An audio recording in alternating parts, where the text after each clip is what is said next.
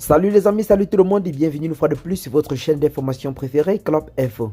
Aujourd'hui, on s'étape pour une nouvelle note d'information du côté du Sénégal où la situation a véritablement dégénéré hier du côté de l'ambassade de l'Ukraine au Sénégal.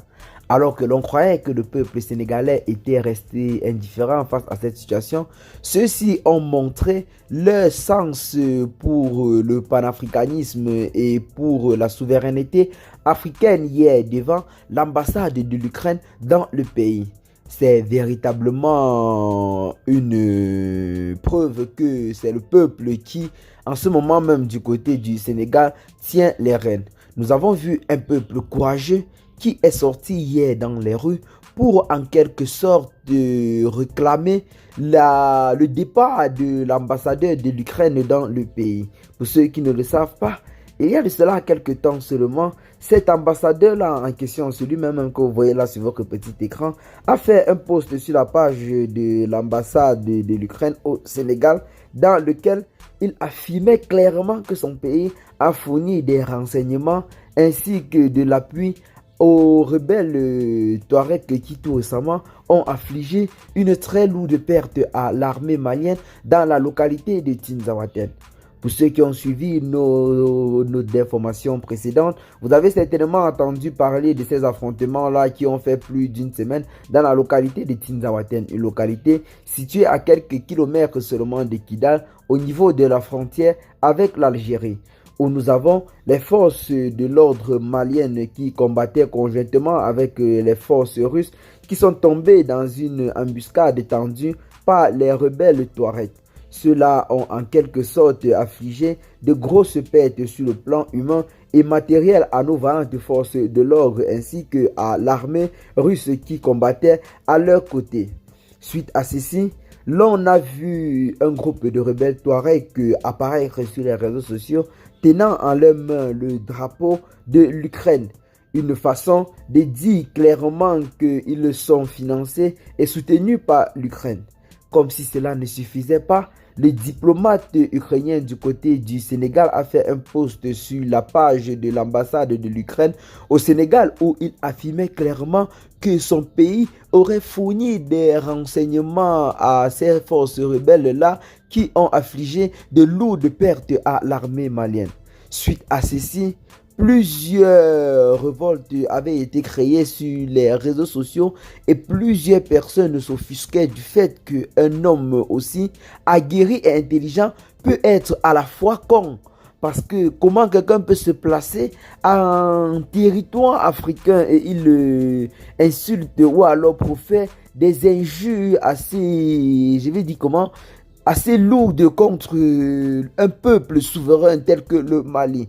C'est une réaction qui a en quelque sorte énervé plus d'un et le gouvernement sénégalais n'a pas réagi avec des mesures un peu plus sévères. Ceux-ci se sont juste contentés autant pour nous d'interpeller le diplomate sénégalais à la retenue. Mais plusieurs personnes de la classe panafricaine et politique du côté du Sénégal et de l'Afrique tout entière ont jugé mieux que c'était de faire partie ce diplomate ukrainien, donc de le renvoyer dans son pays pour ce manque de respect. Une décision qui a été partagée par plusieurs personnes, notamment ces jeunes Sénégalais qui ont décidé hier d'envahir les rues, notamment du côté de l'ambassade de l'Ukraine au Sénégal, pour demander le départ de cette personne du territoire sénégalais. Donc c'était là en quelque sorte un geste qui a été très historique et salué par plusieurs personnes.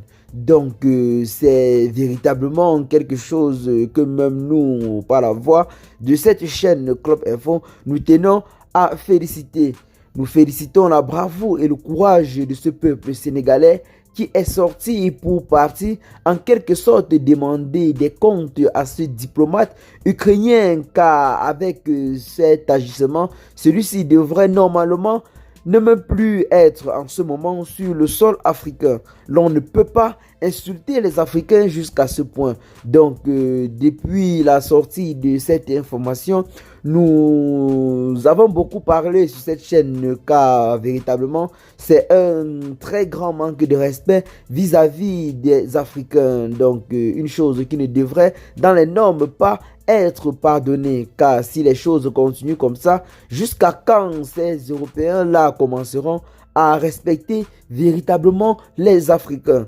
Donc, c'est là en quelque sorte une très grosse injure et que nous tenons à dénoncer fortement sur notre chaîne Club Info. Eh bien les amis, c'est là en quelque sorte l'information du jour. Ce que vous pouvez faire, c'est de partager massivement l'information avec vos amis si vous l'avez notamment trouvée intéressante.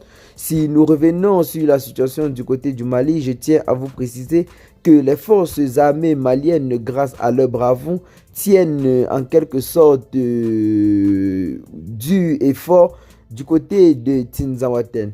Ceux-ci ont bel et bien engagé une reprise de ce territoire et les forces ne s'arrêteront pas tant que cette localité sera officiellement tombée sous le contrôle total des forces armées maliennes.